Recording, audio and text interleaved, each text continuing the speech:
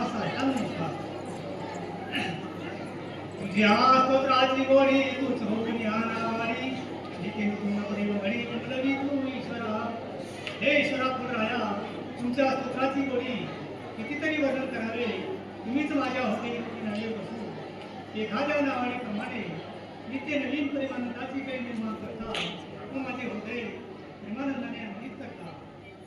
जय जयाची सोनीसीता कोण तिच्या गुरुने सांगितलं की एक दिवस तुला ईश्वराचं दर्शन होणार आहे. एवढंच तिचा जे विश्वास होता गुरुवर, तिचा विश्वास होता गुरुवर आणि त्या गुरुचं वाक्य तिनं आपल्या हृदयामध्ये उतरवलं आणि ती एका अशाच जंगलाच्या ठिकाणी निसर्गिक पूजा करत होते. जे पान आहे, फळ आहे, फूल आहे ती ठेवायची आणि तिचा भाव होता की एक दिवस मला ईश्वराचं दर्शन होणार आहे, असा तिचा भाव होता. एक दिवस शबरी मातेला श्रीरामजीला भेटावं लागला. शबरी माता श्रीरामजीकडे गेली नाही, श्रीरामजीला शबरी मातेला भेटावं लागला.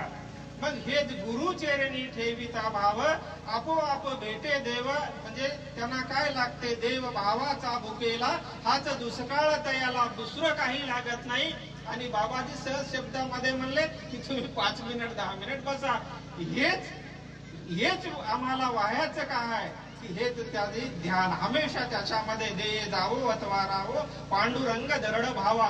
असा जोपर्यंत आमचा भाव होत नाही तोपर्यंत आम्हाला काही भेटत नाही. ना परपंचामध्ये आम्ही यशस्वी होणार आहोत, ना परपंचामध्ये ना परमार्थामध्ये आम्ही कुठंच यशस्वी होणार नाही जोपर्यंत आमचं मन आमच्या हातामध्ये नाही. आधी मन घ्यावे हाती मग पूजावे गणपती. जोपर्यंत आमचं मन हातामध्ये नाही आहे ना, इकडं तिकडं पळते ना, तोपर्यंत आम्हाला जीवनामध्ये काहीच भेट. ముగ్గురు గుణాలు ఈ ముగ్గురు దేవుళ్ళు మనలోనే ఉన్నారు. కానీ ఈ గుణాల ద్వారానే ఈ బ్రహ్మ విష్ణు మహేశ్వరులను త్రిగుణాలను దాటిన వారే శ్రీ శ్రీ శ్రీ పరమాంస పులరివాల. త్రిగుణాలను దాటి ఉన్నారు. త్రిగుణాతీతుడు త్రికాల జ్ఞాని బాబా గారు.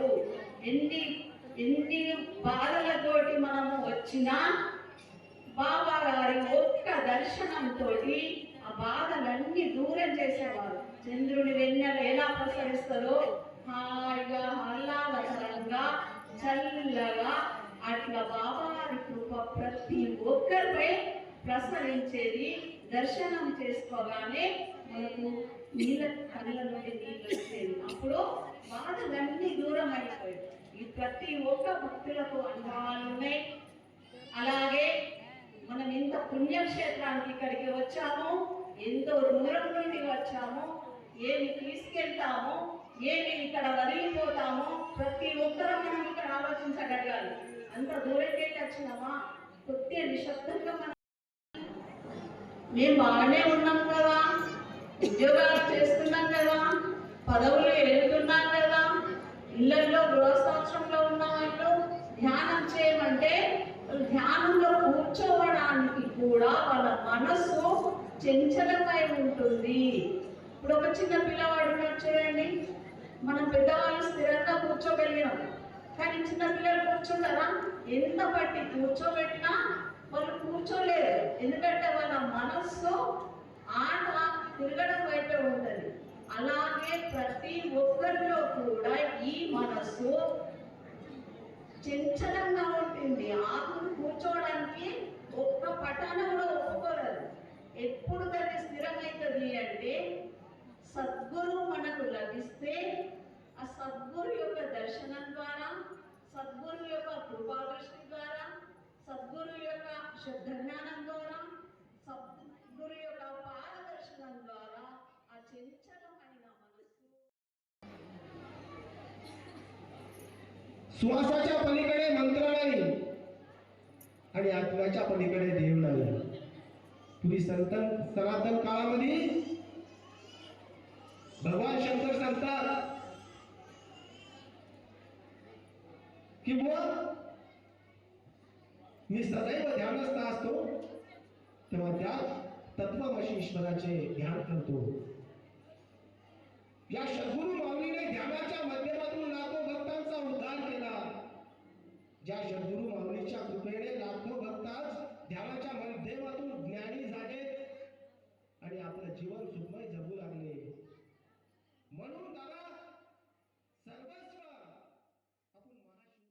मुस्लिमचं चिन्ह आहे, जय बुद्ध, असे 6 प्रकारे त्या कमळाच्या फुलामध्ये एका पाकळ्यावर चिन्ह लिहून आहे. आणि हा चिन्ह सर्व एकच सत्याचं पालन करतात. एकच सत्य आहे असं त्यानं सांगतात. हा चिन्ह 6 धर्माचे 6 मताचे आहे. हा कमळ कसं एकच फूल बनतो, त्याच्यावर पाकळ्या आहेत. हा पाकळ्या काय म्हणतात, हा सर्व एकच आहे. सर्व नाही घ्याल तुम्हाला न कळता वरून हे बेलीचे पानं खाली टाकल्या गेली आणि ते शिकारीला पाहता पाहता त्यानं सारी रात भजने मंडळी शंकराचा जयघोष करू लागले शिवरात्रीच्या रोजी. त्या हेतून हे काय करायलेत म्हणून यानं बेलीचे पानं तोडून टाकत न कळतात का होणं, पण त्याला जागरण घडलं. असे काही इतिहासामध्ये गोष्टी आहेत का? आणि त्या शिवरात्रीच्या रोजी त्या यादव पार्ट्याला ज्या काही घटना घडल्या त्या काळातल्या आता ते इतिहासातच लिहून आहेत. त्या हिस्टोरी बाजूला ठेवत आपण, जास्ती वेळ नाही बोलायला. शिवलीला अमृत सर्वांनाच काही ग्रंथ हे वाचवलेले आहेत, प्रत्येक भक्तजनाने अनुभव या गोष्टीचा. शंकराच्या काळामध्ये त्या यादव पाड्याचा उद्धार झाला शिवरात्रीच्या रोजी. ते तर तुम्ही आम्ही पाहिला ना, फक्त ग्रंथ साक्षी आहे. పశ్చిమ గాని పేరు కూడా వినలేదు. ఆ రోజున మనకు జగ్గరావు సార్ ఉండే, మన వేదిక పైన ఉన్న బీర్సా సార్, తర్వాత జయవంత్ సార్ వాళ్ళ మరదలు పెళ్లికి వచ్చాను. అప్పుడు బీర్సా సార్ పోస్టల్ డిపార్ట్మెంట్ లో డీపీగా పనిచేయడము, ఆయన చేతి కింద అసిస్టెంట్ గా పనిచేయడం, ఒక పనిష్మెంట్ కింద రావడం జరిగింది మోవాడుకు. ఆ రోజు ఆ పెళ్లి రోజు అనుకోకుండా పెళ్లి ఇక్కడ జరగడము, బాబాల యొక్క పాదాల స్పర్శన కలగడము, ఆ మరుసటి రోజు నుండే నా జీవన విధానంలో కానీ ఆలోచన విధానంలో మార్పు జరిగింది. ఏంటంటే అప్పటి వరకు నేను ముఖ్యంగా ఒక మానవ పశువుని, మానవత్వమే తెలియని మనిషిని కాదు పశువుని మంచి చేయడం. అయితే ఇప్పుడు నాకు తెలిసిన అనుభవం బాబా గారు ముఖ్యంగా జీవుడే దేవుడు అని చెప్పారు. మరి భగవంతుని ముఖ్యంగా